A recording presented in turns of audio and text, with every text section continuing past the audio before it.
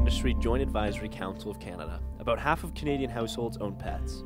Often, we treat our pets like members of the family. In fact, Canadians spend about $6.5 billion annually on their furry friends. But when your pet is showered with constant love, it is easy to forget the staggering number of animals that are not so lucky, animals facing abandonment. For animal rescues like Paws United and Cats-R-Us, the growing number of feral cats and dogs is a concern. Animal rescues encourage individuals to adopt these animals into forever homes. For the volunteers, fosters, and adopters, stories of how these animals have touched their lives are countless. My name is Lori Ryder, and I'm the Vice President of Cats-R-Us. Based in London, Ontario, Cats-R-Us is a not-for-profit organization driven by volunteers. It was founded in 2008. We actually started because we were volunteering for Animal Aid, and when they decided that they didn't want any more cats, we started Cats-R-Us. Cats-R-Us runs an adoption shop every Saturday from 12 to 5 at the Oxbury Mall in London, Ontario. Cats-R-Us is committed to rescuing abandoned, lost, stray, and feral cats and kittens. Paws United is a non-profit group of animal lovers serving the London, Ontario area. At Paws United, the volunteers provide nurturing care to rehabilitate dogs that have been rescued. I'm Heather Arend, and I am a main volunteer for Paws United Dog Rescue, and I help with every aspect of the rescue, from intakes to foster homes to adoptions and seeing the dogs through whatever they need during their time in foster care. There's two founders, Amanda Wells and Alicia Peden, and they found the common interest of wanting to rescue dogs, and they had also been very involved with fostering themselves. Paws United does not have a central location. They rely solely on foster families to care for the dogs until they are adopted. We never want our dogs in a shelter. The goal is to have them in a home, living as part of a family, so that they can learn all of the things they need to be wonderful dogs for adoption. We get animals from all different places, so we do deal with a lot of animal control facilities in and around London, but our main focus is to rescue dogs from shelter environments, dogs that are living outdoors, dogs that really need a chance at finding a home. This is May, and we adopted her from Paws United in October of 2012. She came to us on Thanksgiving weekend, and we're quite thankful she did. She comes from a no-kill shelter in Taiwan. They have about 1,200 dogs. They never ever get adopted out of there because they're just in a different place right now with how they treat dogs. So she's missing the first 3 inches of both of her feet, pretty much up to the first joint. She was a street dog, or would have been a street dog there, and they set leg hold traps for street dogs to keep them off their property. Lots of farmers do that. We actually ordered a pair of wheels for her, so she runs around the streets in the wheels.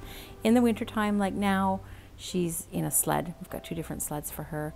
We also have a dogger, which is a stroller for dogs. We've got lots of different modes of transportation, but she's never not gone out with her pack, which is her 2 husky friends. So that's just natural for her to be out with them. But she's a dog like anybody else. Jeff Gray is a strong supporter of Cats-R-Us, having adopted 2 cats and fostering numerous in his home with his wife and son. We got involved with Cats-R-Us because we'd seen so many strays and sick animals that had been abandoned and thrown out that we decided, it's something we would like to do. So 3 years ago we started adopting and fostering cats. When we found Venus, she was an abandoned cat. She had an infection in her eye. We decided that she was worth keeping, so we got the vet to operate and remove the entire eye and the infected part, stitch her up, and it's not affected her in any way or form, and she's just a happy little cat. I'm Mike, and I'm a foster for Paws United Dog Rescue. This is Tequila. She's a very sweet girl. I rely on her a lot with my fosters because I can't teach them how to be a dog again. I can't teach them how to, relax and where to go and whatnot. So she's always good to be the example and the mama bear, I call her. So she's the surrogate mother for all my fosters. Cats-R-Us works alongside the City of London, assisting with their Trap, Neuter, Return (TNR) program. The TNR program was developed to assist neighborhoods in London with the increasing number of feral cats. The TNR program was started back in 2008 of the fall. Basically, we trap them, we get them fixed, and we put them back if they turn out to be feral. There are colony managers out where we go, and they take care of all the ferals that are out there. And if new ones come in, they let us know, and either they can take them in and get them done themselves, or if they're having difficulty, we go out and help them. Feral cats are the offspring of domestic cats that now live in the wild. These cats mainly become feral as a result of pet owners' abandonment or failure to spay or neuter their animals, which allows them to breed uncontrollably. Feral cats breed abundantly and do not trust humans. One female cat can have up to 3 litters per year, with up to 5 kittens per litter, which in turn can start breeding in 6 months.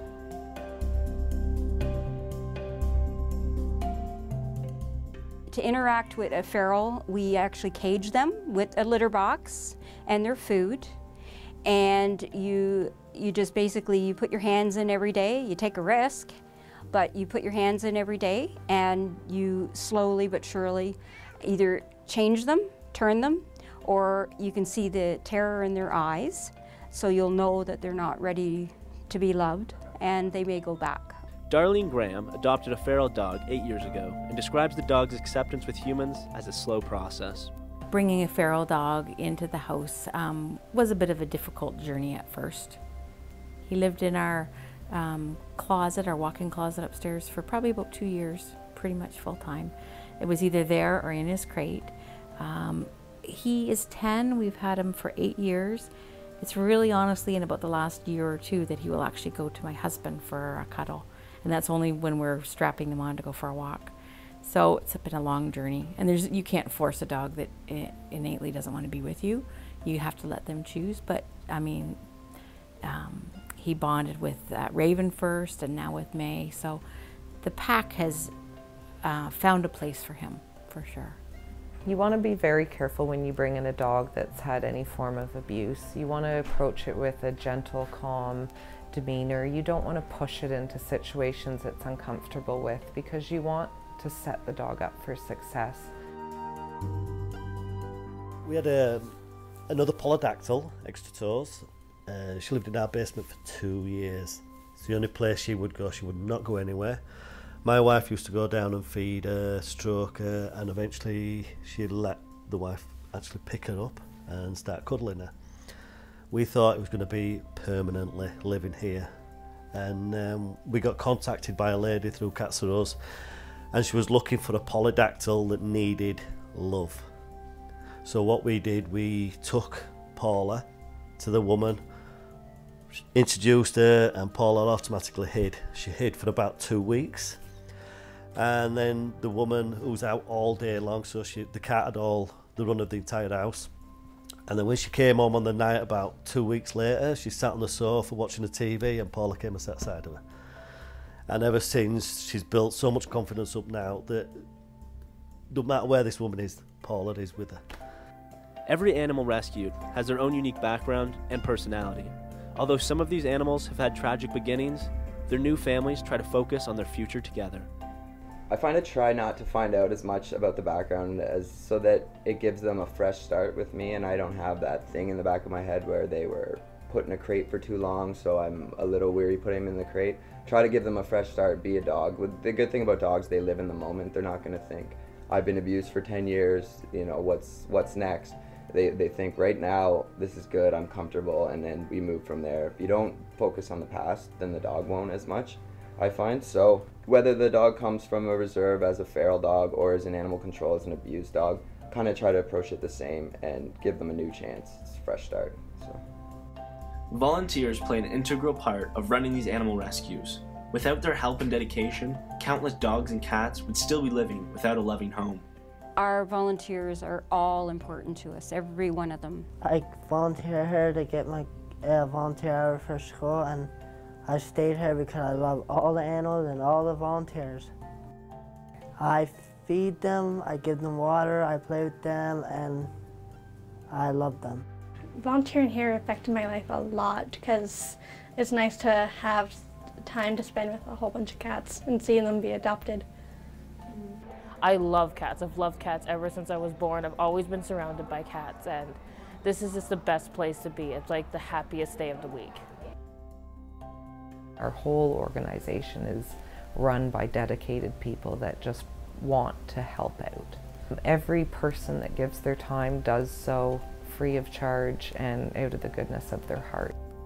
Once these animals become a part of their adopted family, they leave lasting memories with their new owners. One interesting story about May is that about 2 years ago, she would lay on top of me while I would meditate on the couch. And she was actually sort of rooting around and sniffing at my breast, and I thought that interesting, except I was kind of going through some diagnostics with breast cancer. And it wasn't actually until I was diagnosed that I realized that was the exact spot that she would just bury her nose more than once. And I've told an oncologist and I've told the vet, and they've both said, oh, this happens all the time. Dogs are actually, they can smell it, they just don't know we're interested in knowing about it or how to tell us. So yeah, dogs can be trained to smell breast cancer and many other things. But it's really changed my life to become a volunteer with Paws United. It gives me a bit of purpose day to day. It has educated me in ways I never would have imagined, and it really does bring such a rewarding feeling back to you at the end of the day. Since we've begun fostering, we've seen a lot of dogs go through our house, and each one has had a wonderful story that's really touched our hearts, and it's opened both my husband and I up to a different understanding of dogs, dog behavior, and the people that you meet involved with rescue. We're some pretty compassionate people, so you make some really great connections as well when you're doing it. Getting involved with Paws helped my life in the sense that these dogs really, they feed your soul, because they know, they thank you for, without saying it, just the way they act around you, they thank you for giving them that second chance. It's very rewarding, very rewarding.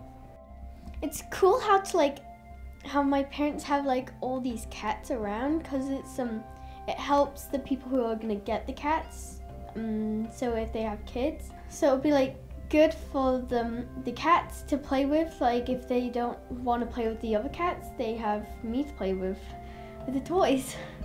For some of the fosters and volunteers, letting go of the cats and dogs they've cared for can be extremely difficult once they are ready to be adopted.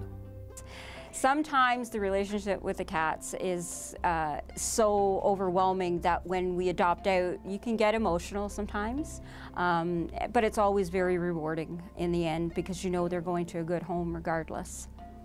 I find it's really hard to let them go to a certain degree, but I find myself, I worry about them more after they're gone because they're not in my care anymore.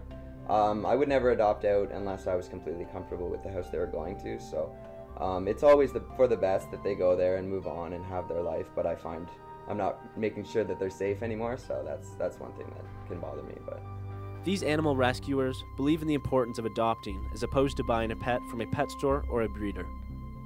it's important to adopt and consider adoption always, because there's lovely dogs out there that in the right situations and wrong situations they are having to be put down, and it's certain, and if people would just start to think it in those terms, they would end up having homes versus having to be put down. I would suggest to people to adopt as opposed to going to a breeder, because at this point we don't need to breed dogs. There are enough, there's more than enough. There's plenty of purebred dogs that are sitting in animal control right now that will be euthanized for space so that these animal controls can function as animal controls. I think it's important to adopt over buying an animal because there are so many homeless animals out there. The reason for that is that people just, they either let their cats run off or just kick them out of their home when they grow older, and they're not fixed, so they end up getting pregnant, having lots of babies, and they're all on the street. Most of these cats that have been on the streets or abandoned, they're neglected and they really do need the love. What I'd like people to know is please spade and neuter your pets, because that is the biggest issue here in London. We need to spade and neuter our pets in order to stop the population out there. If they'd start spading and neutering and not abandoning the animals, they could put us out of work, and I'd love that. The stories of these two animal rescues are both unique and inspirational, but they share one common goal: to protect, save, and rehabilitate animals who do not have the power to save themselves. For the volunteers, adopters, and fosters, their daily work here brings happiness to not only their lives, but also to these animals. These animal rescuers are more than just caretakers. They are heroes. Without their help, countless cats and dogs may have gone on forever neglected in the London area. But these heroes need help. It takes the work of a community to put an end to animal neglect. By adopting or fostering an animal or donating to an animal rescue, anyone can contribute to the rehabilitation of these animals. The hope is that one day, animal rescuers will no longer be needed.